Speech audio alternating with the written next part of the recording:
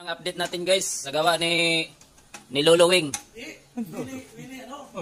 Lolo Wing. Ito na yan, nakakabit na yung pintuan.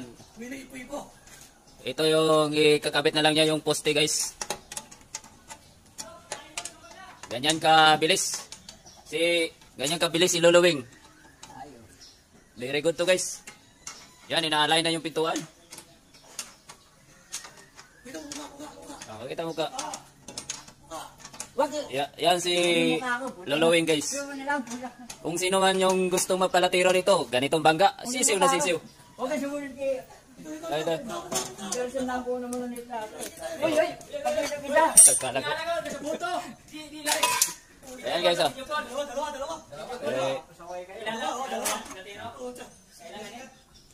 Guys, okay na guys. Ito na yung update natin. Part 2.